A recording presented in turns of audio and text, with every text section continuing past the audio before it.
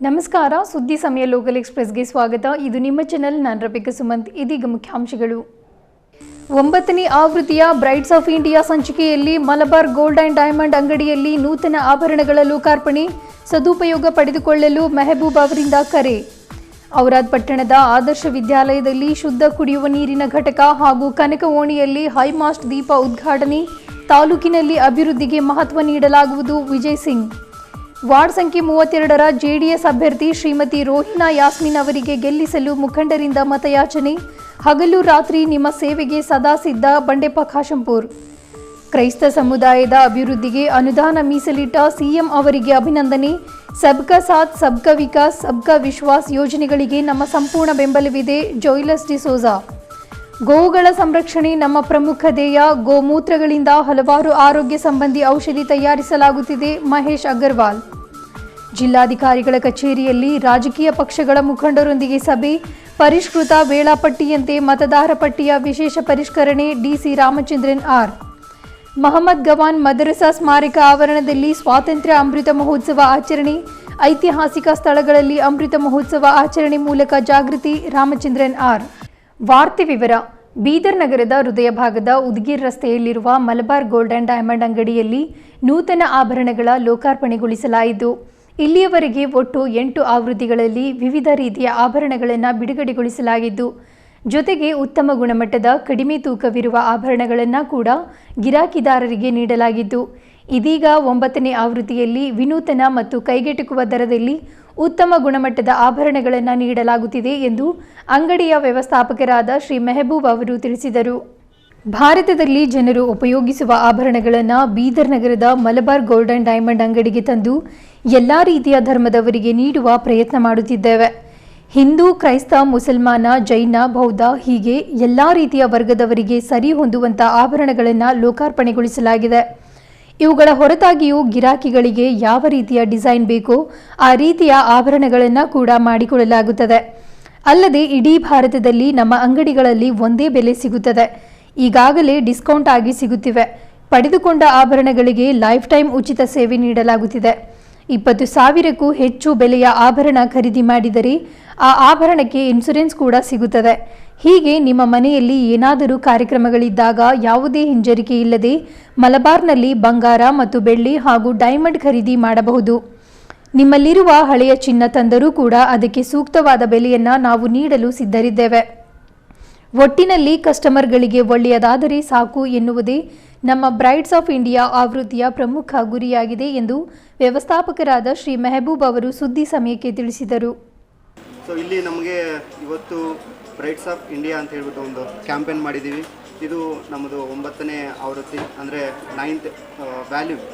So ಇದೇನು ಅಂದರೆ ಮೇಯ್ನಾಗಿ ನಾವು ಒಂದು ಬ್ರೈಡ್ಸ್, ಈ ನಮ್ಮ ಇಂಡಿಯಾದಲ್ಲಿ ಬರತಕ್ಕಂಥ ಬ್ರೈಡ್ಸ್ ಯಾವ ಒಂದು ಜ್ಯುವೆಲ್ರಿ ಹಾಕ್ತಾರೆ, ಸೊ ಆ ಒಂದು ಜ್ಯುವೆಲ್ರಿನ ನಾವೇನು ಮಾಡ್ತೀವಿ ಅಂದರೆ ಎಲ್ಲ ಒಂದು ಕ್ಯಾಟಗರಿಲಿ ಇರುವಂಥವರಿಗೆ ಪ್ರೊವೈಡ್ ಮಾಡುವಂಥ ಒಂದು ಪ್ರಯತ್ನವನ್ನು ಮಾಡ್ತಾಯಿದ್ದೀವಿ.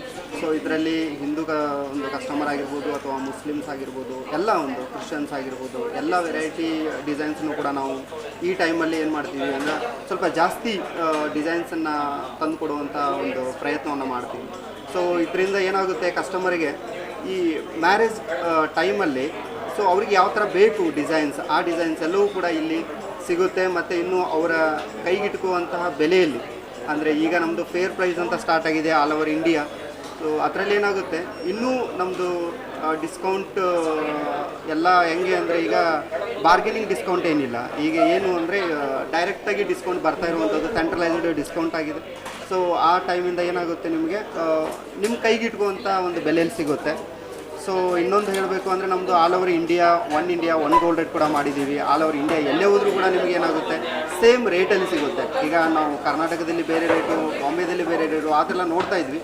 ಸೊ ಈಗ ಏನಾಗುತ್ತೆ, ಎಲ್ಲ ಆಲ್ ಓವರ್ ಸ್ಟೇಟಲ್ಲಿ ಸೊ ಸೇಮ್ ರೇಟ್ ನಿಮಗೆ ಸಿಗುತ್ತೆ. ಇನ್ನೊಂದು ನಮ್ಮಲ್ಲಿ ಸರ್ವೀಸಸ್ ಅಂತ ಅಂದರೆ ನಿಮಗೆ lifetime free maintenance service ಸಿಗುತ್ತೆ. ಓಕೆ, ಗೋಲ್ಡಲ್ಲಿ ಅದಾದಮೇಲೆ ನೀವು ಯಾವುದೇ ಒಂದು 20,000 ಅಬೋವ್ ಗೋಲ್ಡ್ ನೀವು ತೊಗೊಂಡ್ರೆ, ಅಂದರೆ ಗೋಲ್ಡ್ ಆಗಿರ್ಬೋದು, ಫ್ರಿಶ್ ಆಗಿರ್ಬೋದು, ಅನ್ಕಟ್ ಡೈಮಂಡ್ಸ್ ಯಾವುದೋ ಒಂದು ತೊಗೊಂಡ್ರು ಕೂಡ ಅದಕ್ಕೆ ನಿಮ್ಗೆ ಏನು ಸಿಗುತ್ತೆ, ಇನ್ಶೂರೆನ್ಸ್ ಕೂಡ ಸಿಗುತ್ತೆ. ಓಕೆ, ಸೊ ಇಷ್ಟೆಲ್ಲ ನಿಮಗೆ ಫೆಸಿಲಿಟಿ ಇದೆ. ಮತ್ತು ನಿಮ್ಮದು ಹಳೆ ಚಿನ್ನ, ಇದು ಇಲ್ಲಿ ಕಸ್ಟಮರಿಗೆ ನಾನು ಪ್ರತ್ಯೇಕವಾಗಿ ಹೇಳುವಂಥದ್ದು ಏನು ಅಂದರೆ, ನಿಮ್ಮಲ್ಲಿ ಇರುವಂಥ ಹಳೆ ಚಿನ್ನ ಯಾವುದೇ ಇದ್ರೂ ಕೂಡ 916 22 ಕ್ಯಾರೆಟ್ ಇರುವಂಥ ಗೋಲ್ಡ್ಗೆ ನಾವು 100% ರೇಟ್ ಕೂಡ ಕೊಡ್ತೀವಿ. ಓಕೆ, ನಿಮ್ಮಲ್ಲಿ ಯಾವುದೇ ಒಂದು ಚಿನ್ನ ಇದ್ರೂ ತೊಗೊಂಡು ಬನ್ನಿ, ಅದು ಏನು ಪ್ಯೂರಿಟಿ ಇದೆ ಆ ಪ್ಯೂರಿಟಿ ಚೆಕ್ ಮಾಡಿಬಿಟ್ಟು ಆ ಪ್ಯೂರಿಟಿ ಪ್ರಕಾರ ನಿಮಗೆ ರೇಟ್ ಕೂಡ ಸಿಗುತ್ತೆ. ಸೊ ಇದೆಲ್ಲ ಬೆನಿಫಿಟ್ ಏನು ಅಂದರೆ ನಮ್ಮ ಕಡೆಯಿಂದ ಕಸ್ಟಮರಿಗೆ ಕೊಡ್ತಾ ಇರುವಂಥದ್ದು. ಸೊ ಇವತ್ತು ನಾವು ಮಾಡ್ತಾ ಇರುವಂಥದ್ದು brights of India, it's successful campaign ಆಗಬೇಕು. ಓಕೆ, ಎಲ್ಲ ಕಸ್ಟಮರ್ ಬರಬೇಕು. ಒಂದು ನೋಡಿ, ಇದು ನಡೀತಾ ಇರುವಂಥದ್ದು ಟೋಟಲಿ ಇನ್ನೊಂದು ಕಂಟಿನ್ಯೂ ಆಗಿರುತ್ತೆ. ಬ್ರೈಟ್ಸ್ ಆಫ್ ಇಂಡಿಯಾ ಅನ್ನುವಂಥದ್ದು ನಡೀತಾನೆ ಇರುತ್ತೆ. ಸೊ ನಿಮಗೆ ಯಾವುದೇ ಒಂದು ಮ್ಯಾರೇಜ್ ಟೈಮಲ್ಲಿ ಅಥವಾ ಯಾವುದೋ ಎಂಗೇಜ್ಮೆಂಟ್ ಟೈಮಲ್ಲಿ ಏನೇ ಒಂದು ಇದ್ರೂ ಕೂಡ ನೀವು ಇಲ್ಲಿ ಬಂದುಬಿಟ್ಟು ಪರ್ಚೇಸಿಂಗ್ ಮಾಡ್ಬೋದು. ಜಸ್ಟ್ ಫಾರ್ ವಿಸಿಟ್ ಮಾಡಿದರೂ ಸಾಕು, ನಿಮಗೆ ನಮ್ಮಲ್ಲಿ ಇರುವಂಥ ಡಿಸೈನ್ಸ್ ಕೂಡ ಗೊತ್ತಾಗುತ್ತೆ. ಸೊ ನೀವು ಫ್ಯೂಚರಲ್ಲಿ ಬಂದುಬಿಟ್ಟು ನೀವು ಕೂಡ ಏನು ಮಾಡ್ಬೋದು, ಪರ್ಚೇಸಿಂಗ್ ಕೂಡ ಮಾಡ್ಬೋದು. ಓಕೆ, ನಿಮ್ಮ ರಿಲೇಟಿವ್ಸ್ಗೆ, ನಿಮ್ಮ ಫ್ರೆಂಡ್ಸ್ಗೆ ಎಲ್ಲರಿಗೂ ಕೂಡ ಒಂದ್ಸರಿ ಅದ್ರ ಬಗ್ಗೆ ಮನವರಿಕೆ ಆಗೋ ಥರ ಹೇಳಬೇಕು. ವಿಧಾನ ಪರಿಷತ್ ಸದಸ್ಯರಾದ ವಿಜಯ್ ಸಿಂಗ್ ಅವರು ಮಂಗಳವಾರ ಪಟ್ಟಣದ ಆದರ್ಶ ವಿದ್ಯಾಲಯದಲ್ಲಿ ಶುದ್ಧ ಕುಡಿಯುವ ನೀರಿನ ಘಟಕ ಹಾಗೂ ಕನಕಗಲ್ಲಿಯಲ್ಲಿ ಹೈಮಾಸ್ಟ್ ದೀಪ ಉದ್ಘಾಟಿಸಿದರು. ನೀರಿನ ಘಟಕ ಹಾಗೂ ಹೈಮಾಸ್ಟ್ ದೀಪಕ್ಕೆ ತಲಾ 2.50 ಲಕ್ಷ ರೂಪಾಯಿ ವೆಚ್ಚವಾಗಿದೆ. ಶಾಲೆಯಲ್ಲಿ ಮಕ್ಕಳಿಗೆ ಕುಡಿಯಲು ನೀರಿನ ಸಮಸ್ಯೆ ಇದೆ ಎಂಬುದು ಗೊತ್ತಾದ ತಕ್ಷಣ ತಮ್ಮ ಅನುದಾನದಲ್ಲಿ ಬೇಗ ಈ ಕೆಲಸ ಮಾಡಲು ಹೇಳಿದ್ದೆ. ಕೆಲಸ ಮುಗಿದು ಬಹಳ ದಿನ ಆಗಿದೆ ಎಂದು ವಿಧಾನ ಪರಿಷತ್ ಸದಸ್ಯರಾದ ಶ್ರೀ ವಿಜಯ್ ಸಿಂಗ್ ಅವರು ತಿಳಿಸಿದರು. ಇದೀಗ ಶುದ್ಧ ಕುಡಿಯುವ ನೀರಿನ ಘಟಕದ ಉದ್ಘಾಟನೆ ಮಾಡಲು ನನ್ನನ್ನು ಕರೆದಿದ್ರು. ಮೊದಲು ಮಕ್ಕಳಿಗೆ ನೀರು ಕುಡಿಸಿ ಆಮೇಲೆ ಉದ್ಘಾಟನೆ ಮಾಡೋಣ ಎಂದು ಹೇಳಿದ್ದೆ ಎಂದು ವಿಧಾನ ಪರಿಷತ್ ಸದಸ್ಯರಾದ ವಿಜಯ್ ಸಿಂಗ್ ಅವರು ತಿಳಿಸಿದರು. ಪಟ್ಟಣದ ಅನೇಕ ಕಡೆಗಳಲ್ಲಿ ರಸ್ತೆ ಹದಗೆಟ್ಟು ಮಕ್ಕಳಿಗೆ ಶಾಲೆಗೆ ಹೋಗಲು ತೊಂದರೆಯಾಗುತ್ತಿದೆ. ಶಿಕ್ಷಕರಿಗೆ ಪಾಠ ಮಾಡಲು ಬರಲು ತೀವ್ರ ಸಮಸ್ಯೆಯಾಗುತ್ತಿದೆ ಎಂದು ಸುದ್ದಿಗಾರರ ಪ್ರಶ್ನೆಗೆ ಉತ್ತರಿಸಿದ ಶಾಸಕ ವಿಜಯ್ ಸಿಂಗ್ ಅವರು, ರಸ್ತೆ ಸಮಸ್ಯೆಯನ್ನು ಖುದ್ದಾಗಿ ನಾನೇ ಪರಿಶೀಲನೆ ಮಾಡುತ್ತೇನೆ. ನಂತರ ಸಮಸ್ಯೆ ಪರಿಹಾರಕ್ಕಾಗಿ ಪ್ರಯತ್ನ ಮಾಡುತ್ತೇನೆ. ಸುಮ್ಮನೆ ಸುಳ್ಳು ಆಶ್ವಾಸನೆ ಕೊಟ್ಟು ನಾನು ಹೋಗುವುದಿಲ್ಲ ಎಂದು ಉತ್ತರಿಸಿದರು. ಸರ್ಕಾರ ಜನರಿಗೆ ಮೂಲ ಸೌಲಭ್ಯ ಕಲ್ಪಿಸಲು ಅನುದಾನ ಕೊಡುತ್ತದೆ. ಅದನ್ನು ಸಮರ್ಪಕವಾಗಿ ಬಳಕೆ ಮಾಡುವುದು ಅಧಿಕಾರಿಗಳು ಹಾಗೂ ರಾಜಕಾರಣಿಗಳ ಜವಾಬ್ದಾರಿ. ಇಂತಹ ಏನೇ ಕೆಲಸ ಇದ್ದರೂ ಅದನ್ನು ಮಾಡಿಕೊಡಲು ತಾವು ಸದಾ ಸಿದ್ಧ ಎಂದು ಹೇಳಿದರು. ಪ್ರಾಂಶುಪಾಲರಾದ ಧೂಳಪ್ಪ ಮಳೆನೂರ್, ಕಾಂಗ್ರೆಸ್ ಧುರೀಣ ಸುಧಾಕರ್ ಕೊಳ್ಳೂರ್, ಡಾಕ್ಟರ್ ರತಿಕಾಂತ್ ಮಜ್ಗೆ, ಶರಣಪ್ಪ ಪಾಟೀಲ್, ಚೆನ್ನಪ್ಪ ಉಪ್ಪೆ, ದತ್ತಾತ್ರಿ ಬಾಪುರೆ, ಸುನೀಲ್ ಪಾಟೀಲ್ ಸೇರಿದಂತೆ ಅನೇಕರು ಉಪಸ್ಥಿತರಿದ್ದರು. ಇಲ್ಲ, ನಮ್ಮ ಗಮನಕ್ಕೆ ಬಂದಿಲ್ಲ. ಇದು ರೋಡ್ ಪ್ರಾಬ್ಲಮ್ ಇದೆ ಅಂತ ಗಮನಕ್ಕೆ ಬಂದಿದ್ರೆ ನಾವೇನಾದರೂ ಒಂದು ಏನಾದರೂ ಉಪಾಯ ಮಾಡ್ತಾ ಇದ್ವಿ. ಈಗ ನೋಡೋಣ ಏನು ಮಾಡಬಹುದು ಅಂತ ನಾನು ಚೆಕ್ ಮಾಡಿ ಏನಾದರೂ ಪರಿಹಾರ ತೆಗಿಯೋಣ. ಸರ್, 13 ಸತಿ ಸುದ್ದಿ ಎದುರು ಮಾಡಿದ್ವಿ, ಯಾರು ಸ್ಪಂದನೆ ಮಾಡಿಲ್ಲ ಸರ್. ತಾವು ಏನು ಹೇಳಿಕ್ಕೆ ಇಷ್ಟಪಡ್ತೀರಿ? ಈಗ ಕೆಲಸ ಮೇಲೆ ನಡ್ಕೊಂಡು ಆಗಲ್ಲ. ನೀವು ನಮ್ಮಂಥವ್ರಿಗೆ ಮತ್ತೆ ಯಾರ ಅಧಿಕಾರಿಗಳಿಗೆಲ್ಲ ಮಾತಾಡಬೇಕು. ನಮಗೂ ಒಂದ್ಸಲ ಮಾತಾಡಬೇಕಾಗಿತ್ತು. ತಾವು ಮಾತಾಡ್ಬಿಟ್ಟು ಹೇಳಿದ್ರೆ ನಾವು ಏನಾದರೂ ಪರಿಹಾರ ತೆಗಿತಿದ್ವಿ. ಅದೇ ಸರ್, ಪಾಟೀಲ್ ಅವ್ರದ್ದು ಸುಧಾಕರ್ ಅವ್ರ ಗಮನಕ್ಕೆ ತಂದಿದ್ವಿ ಸರ್. ಹೌದಾ? ಪರವಾಗಿಲ್ಲ, ನನಗೆ ಬಂದಿಲ್ಲ. ಅದನ್ನು ನೋಡ್ಕೊಂಡು ಮಾಡೋಣ ಮತ್ತೆ ಇನ್ನೊಂದ್ಸಲ. ಅದೇ ಸರ್, ಒಂದು ರಸ್ತೆದು ಒಂದು ಈಗ ಸ್ಕೂಲ್ನಾಗ ಒಂದು ಹೈಮ್ಯಾಕ್ಸ್ ವ್ಯವಸ್ಥೆಯನ್ನು ಮಾಡ್ತೀವಿ. ನೋಡೋಣ, ನೋಡ್ಬಿಟ್ಟು ಹೇಳ್ತೀನಿ. ನಾನು ಸುಮ್ಮನೆ ಆಶ್ವಾಸನೆ ಕೊಟ್ಟು ಹೋಗೋದಲ್ಲ, ನೋಡೋಣ. ವಾರ್ಡ್ ಸಂಖ್ಯೆ 32ರಲ್ಲಿ ಜಾತ್ಯತೀತ ಜನತಾ ದಳದ ಅಭ್ಯರ್ಥಿ ಶ್ರೀಮತಿ ರೋಹಿನಾ ಯಾಸ್ಮಿನ್ ನಗರಸಭೆ ಚುನಾವಣೆಗೆ ಸ್ಪರ್ಧೆ ಮಾಡಿದ್ದು, ಅವರನ್ನು ಪ್ರಚಂಡ ಬಹುಮತದಿಂದ ಗೆಲ್ಲಿಸಬೇಕೆಂದು ಜೆಡಿಎಸ್ನ ವಿವಿಧ ಮುಖಂಡರು ಭರ್ಜರಿ ಪ್ರಚಾರ ನಡೆಸಿದರು. ಬೀದರ್ ದಕ್ಷಿಣ ಶಾಸಕರು ಹಾಗೂ ಜೆಡಿಎಸ್ ಶಾಸಕಾಂಗ ಪಕ್ಷದ ಉಪನಾಯಕರಾದ ಶ್ರೀ ಬಂಡೆಪ್ಪ ಕಾಶಂಪುರ್ ಅವರು ಮಾತನಾಡಿ, ಎರಡೂ ವಾರ್ಡ್ಗಳಲ್ಲಿ ಜೆಡಿಎಸ್ ಗೆಲುವು ಸಾಧಿಸುತ್ತದೆ. ಹೀಗಾಗಿ ಬಡಾವಣೆಯಿಂದ ಒಂದೇ ಮತ ಬೇರೆ ಪಕ್ಷದ ಪಾಲಾಗದಂತೆ ನೋಡಿಕೊಳ್ಳಿ ಎಂದು मतदारರಿಗೆ ಕಾಶಂಪುರ್ ಅವರು ತಿಳಿಸಿದರು. मेरे को आज भी याद है, मैं हर जगह हर वार्ड में घूम रहे तो मार्कस मेरे को ज़्यादा जगह नहीं लेके जाता था. आना इधर एक घर में आओ, इधर एक 4 लोगों को बुलाता हूँ बस है, और एक 2 या 3 जगह वो भी घरों में मिला जाओ आना मैं पूरा देख ले तो बोलता था. उतना जो है ना शक्ति आप दिए थे, इसलिए आज जो है आपको मालूम है बल्दिया में बहुत कुछ काम होने का है. ये 2 सीट आज मैं सुबह मैलूर जाके आया और अभी इधर हूँ. ये दोनों का दोनों सीट जेडीएस आ जाता है, लिख के रख लो. दोनों का दोनों सीट. इसलिए ये जितने भी आपके पूरे लोग हैं, जेडीएस को छोड़ के 1 वोट बाहर नहीं जाना, वो आप लोग देख लेना. उतना मैं विनती करता हूँ. क्या बोलते हैं साहब? ये सीट 101% सीट लाते ही चलाते हैं हम. इसलिए बिल्कुल आपके साथ दिन रात उनके साथ हम भी है. आपके गाँव में हम भी रहेंगे. जेडीएस को वोट डालो, हमारे पार्टी के कैंडिडेट को जिता दो. नमस्कार. ಇದೀಗ ಸುದ್ದಿ ಸಮಯದಲ್ಲಿ ಒಂದು ಚಿಕ್ಕ ವಿರಾಮ.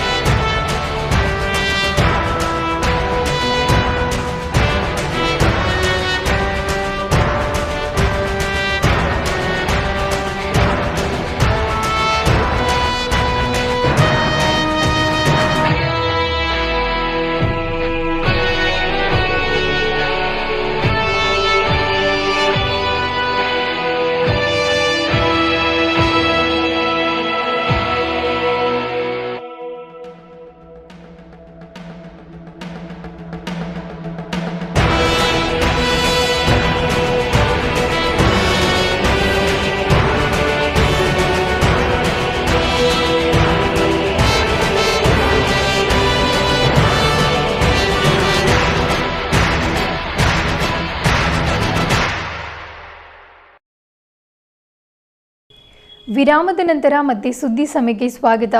ಸರ್ವರಿಗೂ ಸಮಬಾಳು ಸರ್ವರಿಗೂ ಸಮಪಾಲು ಎಂಬ ಮಾತಿನಂತೆ ಈ ಹಿಂದೆ 2011-12ನೇ ಸಾಲಿನಲ್ಲಿ ಅಂದಿನ ಮುಖ್ಯಮಂತ್ರಿಗಳಾಗಿದ್ದ ಶ್ರೀ BS ಯಡಿಯೂರಪ್ಪನವರು ಕ್ರೈಸ್ತ ಸಮುದಾಯದ ಅಭಿವೃದ್ಧಿಗಾಗಿ ಇತಿಹಾಸದಲ್ಲಿಯೇ ಮೊಟ್ಟಮೊದಲ ಬಾರಿಗೆ 50 ಕೋಟಿ ರೂಪಾಯಿ ಮೀಸಲಿಟ್ಟಿದ್ದರು ಎಂದು ಕ್ರಿಶ್ಚಿಯನ್ ಅಭಿವೃದ್ಧಿ ಸಮಿತಿಯ ಅಧ್ಯಕ್ಷರಾದ ಶ್ರೀ ಜೋಯ್ಲಸ್ ಡಿಸೋಜಾ ಅವರು ಪತ್ರಿಕಾಗೋಷ್ಠಿಯಲ್ಲಿ ತಿಳಿಸಿದರು. ಪ್ರಸ್ತುತ 2021-22ನೇ ಸಾಲಿನಲ್ಲಿಯೂ ರಾಜ್ಯ ಬಜೆಟ್ನಲ್ಲಿ 200 ಕೋಟಿ ರೂಪಾಯಿ ಅನುದಾನ ಕ್ರೈಸ್ತ ಸಮುದಾಯದವರಿಗೆ ಯಡಿಯೂರಪ್ಪನವರು ಮೀಸಲಿಟ್ಟಿದ್ದರು.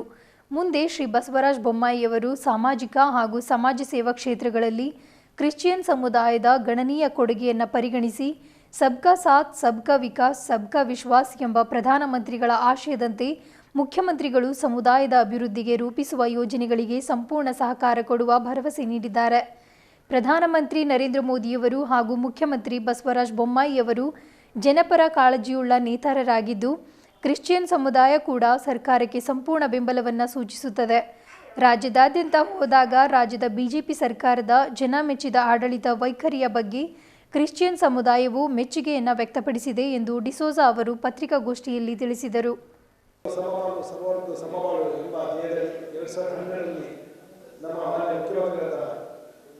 ಮಾನ್ಯ ಮಾಜಿ ಮುಖ್ಯಮಂತ್ರಿಗಳಾದ ಯಡಿಯೂರಪ್ಪ ಸಾಹೇಬರು 2012ರಲ್ಲಿ 50 ಕೋಟಿ ರೂಪಾಯಿ ಕ್ರಿಶ್ಚಿಯನ್ ಸಮುದಾಯಕ್ಕೆ ಮೀಸಲಿಡುವ ಮುಖೇನ ಕ್ರಿಶ್ಚಿಯನ್ ಅಭಿವೃದ್ಧಿ ಸಮಿತಿಯನ್ನು ಸ್ಥಾಪಿಸಿದರು.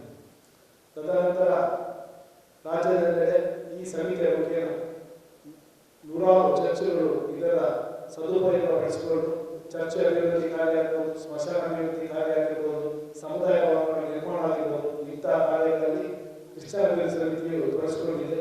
ಈ ಮುಖೇನ ಯಡಿಯೂರಪ್ಪ ಏನು ಕನಸಿತ್ತು ಶೈಕ್ಷಣಿಕವಾಗಿ, ಧಾರ್ಮಿಕವಾಗಿ, ವೈದ್ಯಕೀಯ ಕ್ಷೇತ್ರದಲ್ಲಿ ಕ್ರಿಶ್ಚಿಯನ್ ಸಮುದಾಯಕ್ಕೆ ಮಾಡಿದ ಸೇವೆಗೆ ಸರ್ಕಾರದಿಂದ ಪ್ರತಿರೂಪವಾಗಿ ಕೊಡಬೇಕೆಂಬ ಯೋಜನೆ ಇತ್ತು. ಇದರ ಮೂಲಕ ಅವರ ಕನಸಾಗಿದೆ.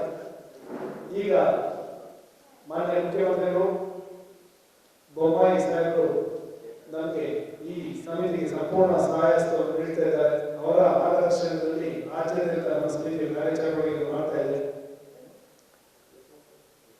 ಮಾನ್ಯ ಭಾರತದ ನೆಚ್ಚಿನ ಪ್ರಧಾನಮಂತ್ರಿಗಳು ಅವರ ಒಂದು ಆಶಯ ಇದೆ, ಸಬ್ಕಾ ಸಾಥ್ ಸಬ್ಕಾ ವಿಕಾಸ್ ಸಬ್ಕಾ ವಿಶ್ವಾಸ್. ಈ ಅವರ ಏನು ವಾಕ್ಯ ಇದೆ, ಅವರ ನಾಯಕತ್ವದಲ್ಲೂ ದೇಶಾದ್ಯಂತ ಸುಮಾರು ಅಲ್ಪಸಂಖ್ಯಾತರಿಗೆ ವಿಶೇಷ ಯೋಜನೆಗಳನ್ನು ಈಗಾಗಲೇ ಯೋಜನೆಗಳು ಕಾರ್ಯರೂಪದಲ್ಲಿವೆ. ಇದರಿಂದ ನಮ್ಮ ಕ್ರೈಸ್ತ ಸಮುದಾಯವು ಅಲ್ಪಸಂಖ್ಯಾತ ಸಮುದಾಯವು ಹಲವಾರು ಪ್ರಯೋಜನವನ್ನು ಪಡೆದುಕೊಳ್ತಾ ಇವೆ. ಕ್ರಿಶ್ಚಿಯನ್ ಅಭಿವೃದ್ಧಿ ಸಮಿತಿಯ ಈ ಕಾರ್ಯ ಚಟುವಟಿಕೆಗಳು ರಾಜ್ಯ ಮಟ್ಟದಲ್ಲಿ ಏನು ನಡೀತಾ ಇವೆ. ಒಂದು ಕೂಗಿದೆ, ನಮ್ಮ ಸಮಾಜದವರು ಈ ಯೋಜನೆಗಳ ಬಗ್ಗೆ ಗೋವುಗಳನ್ನು ಸಂರಕ್ಷಣೆ ಮಾಡುತ್ತಿದ್ದು ಅಕ್ರಮ ಸಾಗಾಟ ನಡೆಸುವ ಗೋವುಗಳನ್ನು ಗೋಶಾಲೆಗಳಿಗೆ ಕಳುಹಿಸುವ ಕಾರ್ಯ ನಿರಂತರವಾಗಿ ನಡೆಯುತ್ತಿದೆ. ಜೊತೆಗೆ ಗೋವುಗಳ ಮೂತ್ರದಿಂದ ವಿವಿಧ ರೀತಿಯ ಔಷಧಿಗಳನ್ನು ತಯಾರಿಸಿ ಆರೋಗ್ಯ ಸಂಬಂಧಿ ಔಷಧದ ಮೂಲಕ ವ್ಯಕ್ತಿಯ ಆರೋಗ್ಯ ಸಮೃದ್ಧವಾಗಿಡಲು ಪ್ರಯತ್ನಿಸಲಾಗುತ್ತಿದೆ ಎಂದು ತೆಲಂಗಾಣ ಪ್ರಾಣಿ ಕಲ್ಯಾಣ ಮಂಡಳಿಯ ಸದಸ್ಯರಾದ ಶ್ರೀ ಮಹೇಶ್ ಅಗರ್ವಾಲ್ ಅವರು ತಿಳಿಸಿದರು. ನಗರದ ಶಿವನಗರದಲ್ಲಿರುವ ಸುದ್ದಿ ಸಮಯ ಕೇಂದ್ರದಲ್ಲಿ ತಮ್ಮ ವಿಚಾರಗಳನ್ನು ಹಂಚಿಕೊಂಡರು. ವಿವಿಧ ಉಪಯುಕ್ತ ಮಾಹಿತಿಯನ್ನು ತಿಳಿಸಿದ ಶ್ರೀ ಮಹೇಶ್ ಅಗರ್ವಾಲ್ ಅವರು ದೇಶಿ ಶುದ್ಧ ಗೋಮೂತ್ರದಿಂದ ತಯಾರಾದ ಅನೇಕ ಔಷಧಿಗಳನ್ನು ಪ್ರತಿಯೊಬ್ಬರೂ ಉಪಯೋಗಿಸಬೇಕು. ಅಲ್ಲದೆ ಗೋಮೂತ್ರದಿಂದ ತಯಾರಿಸಿದ ದೀಪದ ಹಣತೆಗಳನ್ನು ಕೂಡ ಉಪಯೋಗಿಸಿದಾಗ ದೇಶಿ ವ್ಯಾಪಾರಿಗಳಿಗೆ ಲಾಭವಾಗುತ್ತದೆ. ಗೋಮೂತ್ರದ ಹಣತೆಗಳು ಕೇವಲ 1 ರಿಂದ 2 ರೂಪಾಯಿಯಲ್ಲಿ ಮಾತ್ರ ಸಿಗುತ್ತವೆ. ದೀಪಾವಳಿ ಸಂದರ್ಭದಲ್ಲಿ ಇವುಗಳನ್ನು ಉಪಯೋಗಿಸಬೇಕು. ಪ್ರತಿಯೊಂದು ವಿಷಯದಲ್ಲೂ ಚೈನಾ ವಸ್ತುಗಳನ್ನು ಖರೀದಿಸುವ ಯೋಚನೆ ಬಿಡಬೇಕು. ಗೋವುಗಳನ್ನು ಸಾಕುವುದು ನಮ್ಮಿಂದ ಆಗಲಿಲ್ಲ ಎಂದರೂ ಅವುಗಳಿಂದ ತಯಾರಿಸಿದ ವಸ್ತುಗಳನ್ನಾದರೂ ಖರೀದಿ ಮಾಡಿದರೆ ಗೋ ಸಂರಕ್ಷಣೆ ಮಾಡಿದಂತಾಗುತ್ತದೆ ಎಂದು ಸಲಹೆಯನ್ನು ನೀಡಿದರು. ಪ್ರತಿ ವರ್ಷ ಗೋವುಗಳನ್ನು ಕಸಾಯಿಖಾನೆಗೆ ಸರಬರಾಜು ಮಾಡಲಾಗುತ್ತದೆ.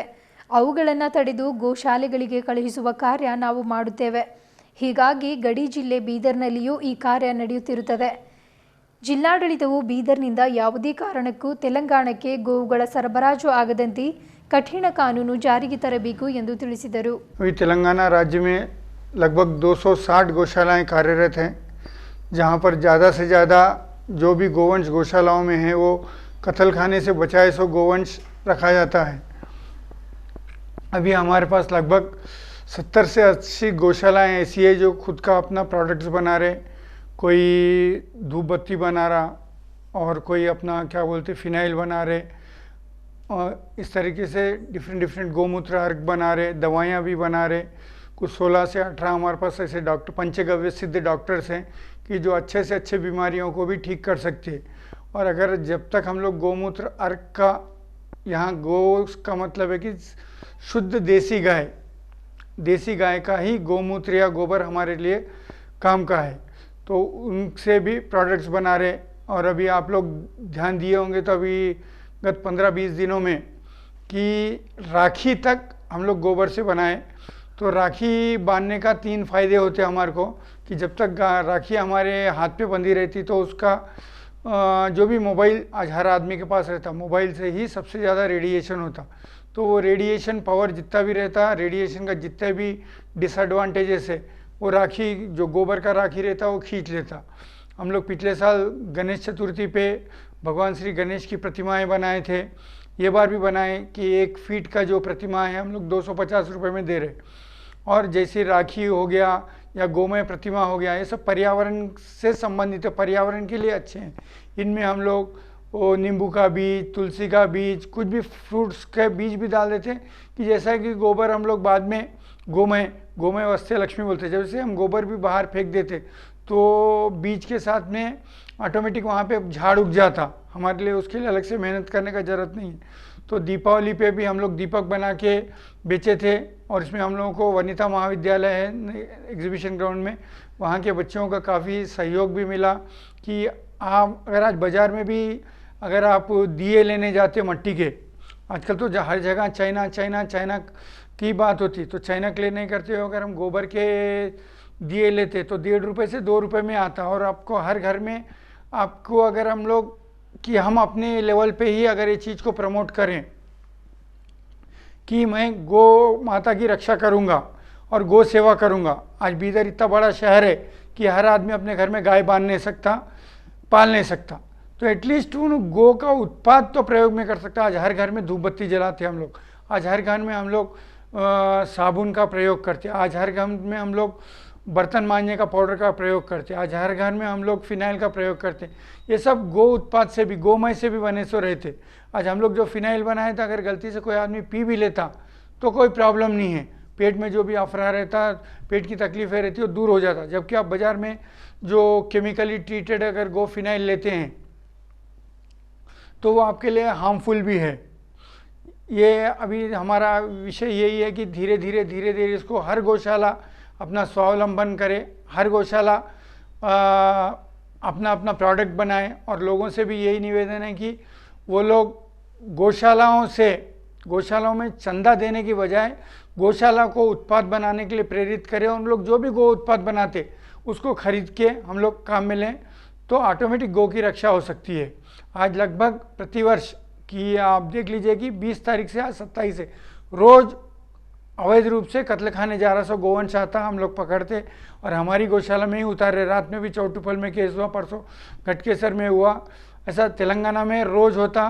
और ये भी बीदर भी हमारे को बॉर्डर है, तो कर्नाटक से भी काफ़ी माल, यहाँ से दूसरे एरिया से 1-2 एरिया से, यहाँ 2-3 बड़े कत्ल खाने वहाँ माल जाता। तो उसके लिए भी हम लोग यहाँ बीदर प्रशासन से मांग करते हैं कि वो भी उस पर सख्ती से कानून बना के कि उसको किसी भी तरीके से तेलंगाना में नहीं आने दिया जाए। और हम लोग हमारी तरफ से पूरी कोशिश करते हैं। और यहाँ पे भी स्थानीय में भी हमारे पास गोरक्षा के काफ़ी कार्यकर्ता हैं, सक्रिय कार्यकर्ता हैं। और यहाँ पे हमारे आदर्श हैं हमारे शिवय स्वामी जी, जो भूतपूर्व भारतीय जीव जंतु कल्याण बोर्ड के सदस्य भी हैं। उनके नेतृत्व में भी काफ़ी बार यहाँ पे मीटिंगें भी हुई, बैठक भी हुई। उसमें भी हम सब लोग अकेले के भरोसे हम लोग गोरक्षा नहीं कर सकते। सब लोग के एकीकृत प्रयास से ही हम लोग गायों को बचा सकते हैं। गायों को बचाना हमारी मजबूरी है आज, ऐसा कोई हम धर्म का काम बोल के नहीं, आज मजबूरी हो गई। अगर आप ऑर्गेनिक तैयार से खरीदे, ऑर्गेनिक तैयारी से जो भी पदार्थ तैयार होते, अन्न धान्य अगर नहीं खाएंगे तो आपको पक्का है कि किडनी, लीवर, हार्ट सब प्रॉब्लम आना है, दवाखाने में भर्ती होना है, 5 लाख देना, 10 लाख देना, 20 लाख देना। तो हमारा यही प्रयास होना चाहिए कि हम अगर नहीं भी पालते तो एक किसान को, भैया एक गाय तू मेरी तरफ से पाल, तेरा क्या खर्च होता हम देने तैयार हैं। इस तरह का हम लोग, क्यों हम सब धनाढ़ हैं, सिटी में रहते थे तो कोई बड़ी बात नहीं है कि 15-20 रुपए से ज़्यादा एक गाय का खर्चा नहीं है अगर हम जिलों में ध्यान दें तो। क्यों वहाँ ऑटोमेटिक गांव में चरने जाती, जंगल में चरने जाती गाय, घास भरा पूरा मिलता। और गाय का खासियत रहती कि उसको जो घास होना वही खाती। तो वैसी गाय का दूध, गोमूत्र और गोमय सब श्रेष्ठ रहता। तो आप सभी से एक ही निवेदन है कि हम सब मिलके एक एक किसान को पकड़ के, भैया मेरी तरफ से भी एक गाय तू पाल, उसका जो भी दूध आता तू रख, उसके गोबर से, गोमूत्र से जो भी तू खेती करता, उसका जो भी अन्न पैदा होता वो हमको दे। इस हम लोग हर साल प्रतिवर्ष लगभग 2 से 2,500 गोवंश, गाय, बैल, बछड़े, सांड किसानों को निःशुल्क रूप से वितरित करते। आज हम लोग यहीं हमारे बीदर के नज़दीक में नालकल मंडल के गणेशपुर गांव में और अतनूर गांव में 20-20 गोवंश का निःशुल्क वितरण किया गया। अगर कोई भी किसान अगर आगे आके कि हमारे को ये गोवंश चाहिए, हम लोग इसको पालेंगे, इसके गोमूत्र और गोबर से हम लोग खेती करेंगे, ऑर्गेनिक तैयार सेंद्रिय खेती करेंगे और इनके गोमूत्र से हम लोग पिचकारी बना के हमारे कीटनाशक, कीट नियंत्रक के रूप में प्रयोग करके हमारी फसल को खराब नहीं करेंगे और लोगों को उच्च स्तर का भोजन प्रदान करेंगे। इस तरीके से अगर कोई सामने आता है तो हम लोगों को भी गोवंश देने के लिए तैयार हैं। आज भी हमारे यहाँ बीदर में वैष्णो देवी चैरिटेबल ट्रस्ट वालों से शिवय स्वामी जी के द्वारा बात हुई थी कि अगर यहाँ पे भी कोई गोभक्त, गोप्रेमी या किसान अगर सामने आके हम गोवंश पालने के लिए तैयार हैं तो हम लोग उन्हें सहर्ष देने के लिए तैयार हैं। हमारा एक ही उद्देश्य है, घर घर में गाय होना चाहिए और गांव-गांव में गौशाला होनी चाहिए। जब तक हम लोग गौ उत्पादों को सपोर्ट नहीं करेंगे, हम लोग हमारी तबीयत, स्वास्थ्य का पूरा सत्यानाश कर रहे हैं। सीधी सी बात है।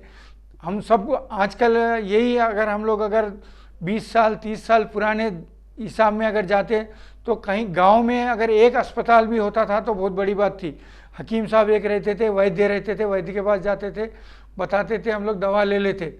आजकल हर गली में एक दवाखाना दिख रहा। क्या है मेन कारण? मेन कारण यही है कि हम लोग गोमय आधारित खेती को भूल गए। और जितने भी, जब वो DDT डालने से अगर धान के ऊपर का कीड़ा मर सकता तो हम भी मर सकते, हम बड़े हैं, टाइम लगता। मेरा आप सभी से विनम्र आग्रह है कि जो भी अवैध रूप से गोवंश कर्नाटक से तेलंगाना के लिए आ रहा है उसको आप भी अपनी बाध्यता समझकर रोकिए और नज़दीकी पुलिस स्टेशन में उसके बारे में कंप्लेंट कीजिए, या नहीं तो हम लोगों को भी जानकारी दे सकते हैं जिससे कि हम लोग वहाँ पे हम भी हमारे आदमियों को लगा के रुकवा के वही किसान को हम लोग बाद में किसानों को देंगे, जिससे कि किसान भी गोमय आधारित कर सकता है। तो आप साथ ही साथ हम सबको भी गो उत्पादों का भी प्रयोग कंपल्सरी करना चाहिए। ಬೆಂಗಳೂರಿನ ಮುಖ್ಯ ಚುನಾವಣಾ ಅಧಿಕಾರಿಗಳು ಹೊರಡಿಸಿರುವ ಪರಿಷ್ಕೃತ ವೇಳಾಪಟ್ಟಿಯಂತೆ ಬೀದರ್ ಜಿಲ್ಲೆಯಲ್ಲಿ ಭಾವಚಿತ್ರವಿರುವ ಮತದಾರರ ಪಟ್ಟಿಯ ವಿಶೇಷ ಪರಿಷ್ಕರಣೆ ನಡೆಯಲಿದೆ. ಈ ಹಿನ್ನೆಲೆಯಲ್ಲಿ ಮತದಾರರ ಪಟ್ಟಿ ಪರಿಶೀಲನಾ ಕಾರ್ಯವು ಅಚ್ಚುಕಟ್ಟಾಗಿ ನಡೆಸಲು ಸಹಕರಿಸಬೇಕು ಎಂದು ಜಿಲ್ಲಾ ಚುನಾವಣಾ ಅಧಿಕಾರಿಗಳು ಆಗಿರುವ ಜಿಲ್ಲಾಧಿಕಾರಿಗಳಾದ ರಾಮಚಂದ್ರನ್ ಆರ್ ಅವರು ತಿಳಿಸಿದರು. ಜಿಲ್ಲಾಧಿಕಾರಿಗಳ ಕಚೇರಿಯ ವಿಡಿಯೋ ಸಭಾಂಗಣದಲ್ಲಿ ಆಗಸ್ಟ್ 31ರಂದು ವಿವಿಧ ರಾಜಕೀಯ ಪಕ್ಷಗಳ ಪ್ರತಿನಿಧಿಗಳೊಂದಿಗೆ ಸಭೆ ನಡೆಸಿ ಅವರು ಮಾತನಾಡಿದರು. ಆಗಸ್ಟ್ 9ರಿಂದ ಜಿಲ್ಲೆಯ ತಾಲೂಕು, ಗ್ರಾಮ ಮಟ್ಟ ಹೀಗೆ ಜಿಲ್ಲೆಯಾದ್ಯಂತ ಈಗಾಗಲೇ ಏಕಕಾಲಕ್ಕೆ ಮತದಾರರ ಪಟ್ಟಿಯ ವಿಶೇಷ ಪರಿಷ್ಕರಣೆ ಪ್ರಾರಂಭಿಸಲಾಗಿದೆ. ನವೆಂಬರ್ 8ರವರೆಗೆ BLO ಅವರಿಂದ ಮನೆ ಮನೆ ಭೇಟಿ ನೀಡಿ ಪರಿಶೀಲನೆ, ಬಿಟ್ಟು ಹೋದ ಹೊಸ ಮತದಾರರ ಸೇರ್ಪಡೆ, ನಮೂನೆ 6, 7, 8 ಮತ್ತು 8A ಪಡೆದುಕೊಳ್ಳುವ ಪ್ರಕ್ರಿಯೆ ನಡೆಯಲಿದೆ ಎಂದು ತಿಳಿಸಿದರು. ನವೆಂಬರ್ 8ರಂದು ಕರಡು ಮತದಾರರ ಪಟ್ಟಿಯ ಪ್ರಕಟಿಸಲಾಗುವುದು. ನವೆಂಬರ್ 8ರಿಂದ ಡಿಸೆಂಬರ್ 8ರವರೆಗೆ ಹಕ್ಕು ಮತ್ತು ಆಕ್ಷೇಪಣೆಗಳ ವಿಲೇವಾರಿ ಮಾಡಲಾಗುವುದು. ನವೆಂಬರ್ 7, ನವೆಂಬರ್ 14, ನವೆಂಬರ್ 21 ಮತ್ತು ನವೆಂಬರ್ 28ರಂದು ವಿಶೇಷ ಪರಿಷ್ಕರಣೆಯ ದಿನಗಳೆಂದು ಗುರುತಿಸಲಾಗಿದೆ. ಡಿಸೆಂಬರ್ 27ರಂದು ಹಕ್ಕು ಮತ್ತು ಆಕ್ಷೇಪಣೆಗಳ ವಿಲೇವಾರಿ ಮಾಡಲಾಗುವುದು. 2022ರ ಜನವರಿ 13ರಂದು ಅಂತಿಮ ಮತದಾರರ ಪಟ್ಟಿ ಪ್ರಕಟಿಸಲಾಗುವುದು ಎಂದು ಜಿಲ್ಲಾಧಿಕಾರಿಗಳು ಪರಿಷ್ಕೃತ ವೇಳಾಪಟ್ಟಿಯ ಬಗ್ಗೆ ಮಾಹಿತಿಯನ್ನು ನೀಡಿದರು. ಜಿಲ್ಲಾಡಳಿತ, ಜಿಲ್ಲಾ ಪಂಚಾಯತ್, ಕನ್ನಡ ಮತ್ತು ಸಂಸ್ಕೃತಿ ಇಲಾಖೆ ಹಾಗೂ ವಾರ್ತಾ ಮತ್ತು ಸಾರ್ವಜನಿಕ ಸಂಪರ್ಕ ಇಲಾಖೆ ಇವರ ಸಂಯುಕ್ತಾಶ್ರಯದಲ್ಲಿ 75ನೇ ವರ್ಷದ ಭಾರತ ಸ್ವಾತಂತ್ರ್ಯೋತ್ಸವ ಅಮೃತ ಮಹೋತ್ಸವದ 12ನೇ ಕಾರ್ಯಕ್ರಮವು ನಗರದ ಮಹಮೂದ್ ಗವಾನ್ ಮದರಸಾ ಸ್ಮಾರಕ ಆವರಣದಲ್ಲಿ ನಡೆಯಿತು. ಸಸಿಗೆ ನೀರು ಹಾಕುವ ಮೂಲಕ ಕಾರ್ಯಕ್ರಮಕ್ಕೆ ಜಿಲ್ಲಾಧಿಕಾರಿಗಳಾದ ರಾಮಚಂದ್ರನ್ ಆರ್ ಅವರು ಚಾಲನೆ ನೀಡಿದರು. ಬಳಿಕ ಮಾತನಾಡಿದ ಡಿಸಿಯವರು, ಭಾರತ ಸರ್ಕಾರದ ಆದೇಶದಂತೆ ಇಡೀ ದೇಶದಾದ್ಯಂತ ಭಾರತದ ಸ್ವಾತಂತ್ರ್ಯೋತ್ಸವದ ಅಮೃತ ಮಹೋತ್ಸವ ಕಾರ್ಯಕ್ರಮಗಳು ನಡೆಯುತ್ತಿವೆ. ಬೀದರ್ ಜಿಲ್ಲೆಯಲ್ಲಿ ವಿವಿಧೆಡೆಯಲ್ಲಿ ಇರುವ ಐತಿಹಾಸಿಕ ಸ್ಥಳಗಳನ್ನು ಗುರುತಿಸಿ ಅಲ್ಲಿ ಅಮೃತ ಮಹೋತ್ಸವ ಕಾರ್ಯಕ್ರಮಗಳನ್ನು ನಡೆಸುವ ಮೂಲಕ ಈ ಕಾರ್ಯಕ್ರಮಕ್ಕೆ ಹೆಚ್ಚಿನ ಮಹತ್ವ ನೀಡಲಾಗುತ್ತಿದೆ ಎಂದು ತಿಳಿಸಿದರು. ಈ ಕಾರ್ಯಕ್ರಮದಲ್ಲಿ ಜಿಲ್ಲೆಯ ಸಾಹಿತಿಗಳು, ಬುದ್ಧಿಜೀವಿಗಳು, ಸಾಂಸ್ಕೃತಿಕ ಚಿಂತಕರು, ಕಲಾವಿದರು ಕೂಡ ಪಾಲ್ಗೊಂಡು ಉಪನ್ಯಾಸ ನೀಡುವುದು ಮತ್ತು ದೇಶಕ್ಕೆ ಹೆಮ್ಮೆಯ ಬರುವಂತಹ ದೇಶಭಕ್ತಿ ಗೀತೆಗಳನ್ನು ಹೇಳುತ್ತಿರುವುದು ಅರ್ಥಪೂರ್ಣವಾಗಿದೆ ಎಂದರು. ವಿಶೇಷ ಉಪನ್ಯಾಸ ನೀಡಿದ ಹಿರಿಯ ಸಾಹಿತಿ ರಮೇಶ್ ಬಿರಾದರ್ ಅವರು ಮಾತನಾಡಿ, ದೇಶಕ್ಕಾಗಿ ತ್ಯಾಗ ಬಲಿದಾನ ಮಾಡಿದ ಸ್ವಾತಂತ್ರ್ಯ ಹೋರಾಟಗಾರರನ್ನು ನಾವೆಲ್ಲರೂ ಸದಾಕಾಲ ಸ್ಮರಿಸಬೇಕಿದೆ. ಸ್ವಾತಂತ್ರ್ಯೋತ್ಸವದ ಅಮೃತ ಮಹೋತ್ಸವ ಕಾರ್ಯಕ್ರಮಗಳು ಮನೆ ಮನೆಯಲ್ಲಿ ನಡೆಯುವಂತಾಗಬೇಕು ಎಂದು ಸಲಹೆಯನ್ನು ನೀಡಿದರು. ಈ ಸಂದರ್ಭದಲ್ಲಿ ಜಿಲ್ಲಾ ಪಂಚಾಯತ್ನ ಉಪಕಾರ್ಯದರ್ಶಿಗಳಾದ ಸೂರ್ಯಕಾಂತ್ ಎಸ್, ಕನ್ನಡ ಮತ್ತು ಸಂಸ್ಕೃತಿ ಇಲಾಖೆಯ ಸಹಾಯಕ ನಿರ್ದೇಶಕರಾದ ಸಿದ್ರಾಮ್ ಸಿಂಧೆ, ಪುರಾತತ್ವ ಇಲಾಖೆಯ ಅಧೀಕ್ಷಕರಾದ ಶ್ರೀ ಕಿರಣ್, ಕನ್ನಡ ಮತ್ತು ಸಂಸ್ಕೃತಿ ಇಲಾಖೆಯ ರವಿ, ಸಂಗ್ರಾಮ್ ಹಾಗೂ ನರಸಿಂಹಲು ಡಪ್ಪೂರ್, ಲಕ್ಷ್ಮೀಬಾಯಿ, ಸಿದ್ದಮ್ಮ, ಸಂಗ್ರಾಮ್ ಸೇರಿದಂತೆ ಅನೇಕರು ಇದ್ದರು. ಕೊನೆಯಲ್ಲಿ ಮತ್ತೊಮ್ಮೆ ಮುಖ್ಯಾಂಶಗಳು. 9ನೇ ಆವೃತ್ತಿಯ ಬ್ರೈಡ್ಸ್ ಆಫ್ ಇಂಡಿಯಾ ಸಂಚಿಕೆಯಲ್ಲಿ ಮಲಬಾರ್ ಗೋಲ್ಡ್ ಆ್ಯಂಡ್ ಡೈಮಂಡ್ ಅಂಗಡಿಯಲ್ಲಿ ನೂತನ ಆಭರಣಗಳ ಲೋಕಾರ್ಪಣೆ, ಸದುಪಯೋಗ ಪಡೆದುಕೊಳ್ಳಲು ಮೆಹಬೂಬ್ ಅವರಿಂದ ಕರೆ. ಔರಾದ್ ಪಟ್ಟಣದ ಆದರ್ಶ ವಿದ್ಯಾಲಯದಲ್ಲಿ ಶುದ್ಧ ಕುಡಿಯುವ ನೀರಿನ ಘಟಕ ಹಾಗೂ ಕನಕ ಓಣಿಯಲ್ಲಿ ಹೈಮಾಸ್ಟ್ ದೀಪ ಉದ್ಘಾಟನೆ, ತಾಲೂಕಿನಲ್ಲಿ ಅಭಿವೃದ್ಧಿಗೆ ಮಹತ್ವ ನೀಡಲಾಗುವುದು. ವಿಜಯ್ ಸಿಂಗ್. ವಾರ್ಡ್ ಸಂಖ್ಯೆ 32ರ JDS ಅಭ್ಯರ್ಥಿ ಶ್ರೀಮತಿ ರೋಹಿನಾ ಯಾಸ್ಮಿನ್ ಅವರಿಗೆ ಗೆಲ್ಲಿಸಲು ಮುಖಂಡರಿಂದ ಮತಯಾಚನೆ, ಹಗಲು ರಾತ್ರಿ ನಿಮ್ಮ ಸೇವೆಗೆ ಸದಾ ಸಿದ್ಧ. ಬಂಡೆಪ್ಪ ಖಾಶಂಪುರ್. ಕ್ರೈಸ್ತ ಸಮುದಾಯದ ಅಭಿವೃದ್ಧಿಗೆ ಅನುದಾನ ಮೀಸಲಿಟ್ಟ ಸಿಎಂ ಅವರಿಗೆ ಅಭಿನಂದನೆ. ಸಬ್ಕಾ ಸಾಥ್ ಸಬ್ಕಾ ವಿಕಾಸ್ ಸಬ್ಕಾ ವಿಶ್ವಾಸ್ ಯೋಜನೆಗಳಿಗೆ ನಮ್ಮ ಸಂಪೂರ್ಣ ಬೆಂಬಲವಿದೆ. ಜೋಯ್ಲಸ್ ಡಿಸೋಜಾ. ಗೋವುಗಳ ಸಂರಕ್ಷಣೆ ನಮ್ಮ ಪ್ರಮುಖ ಧ್ಯೇಯ. ಗೋಮೂತ್ರಗಳಿಂದ ಹಲವಾರು ಆರೋಗ್ಯ ಸಂಬಂಧಿ ಔಷಧಿ ತಯಾರಿಸಲಾಗುತ್ತಿದೆ. ಮಹೇಶ್ ಅಗರ್ವಾಲ್. ಜಿಲ್ಲಾಧಿಕಾರಿಗಳ ಕಚೇರಿಯಲ್ಲಿ ರಾಜಕೀಯ ಪಕ್ಷಗಳ ಮುಖಂಡರೊಂದಿಗೆ ಸಭೆ, ಪರಿಷ್ಕೃತ ವೇಳಾಪಟ್ಟಿಯಂತೆ ಮತದಾರ ಪಟ್ಟಿಯ ವಿಶೇಷ ಪರಿಷ್ಕರಣೆ. DC Ramachandran R. ಮಹಮ್ಮದ್ ಗವಾನ್ ಮದರಸಾ ಸ್ಮಾರಕ ಆವರಣದಲ್ಲಿ ಸ್ವಾತಂತ್ರ್ಯ ಅಮೃತ ಮಹೋತ್ಸವ ಆಚರಣೆ, ಐತಿಹಾಸಿಕ ಸ್ಥಳಗಳಲ್ಲಿ ಅಮೃತ ಮಹೋತ್ಸವ ಆಚರಣೆ ಮೂಲಕ ಜಾಗೃತಿ. ರಾಮಚಂದ್ರನ್ ಆರ್. ಇದುವರೆಗೂ ಸುದ್ದಿ ಕೊಟ್ಟಿರುವ ನಾನು ರೆಬೆಕಾ ಸುಮಂತ್. ಮತ್ತೆ ಮುಂದಿನ ಸುದ್ದಿಯೊಂದಿಗೆ ಭೇಟಿಯಾಗೋಣ. ವಂದನೆಗಳು.